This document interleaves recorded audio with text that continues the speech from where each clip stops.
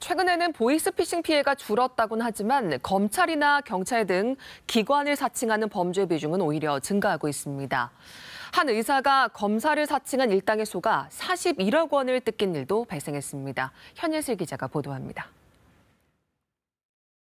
어느 날 서울중앙지검에 검사라는 사람의 전화를 받은 의사 A씨. 계좌가 피싱 자금 세탁에 사용됐다.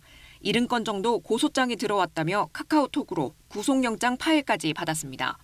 수사에 협조하면 약식 조사만 한다는 말에 A씨는 메신저로 받은 링크를 눌러 애플리케이션을 설치했습니다. 금융감독원에 전화를 걸어봤지만 계좌가 자금 세탁에 활용됐다는 비슷한 답을 받았습니다. 그럴 수밖에 없었던 건 경찰이나 검찰, 금융감독원 등 어디에 전화를 걸어도 범죄 조직이 받도록 앱이 설계돼 있었기 때문. 범죄 연관성이 없으면 돈을 다시 돌려주겠다는 말을 믿은 A씨는 대출금은 물론 예적금, 보험, 주식 해약금까지 모두 넘겨줬습니다.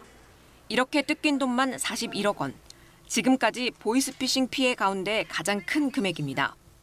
전체 보이스피싱 발생 건수는 전반적으로 줄어들고 있지만 검찰이나 경찰 등 기관을 사칭하는 전화금융사기 발생 비중은 오히려 늘고 있다는 게 경찰의 설명입니다.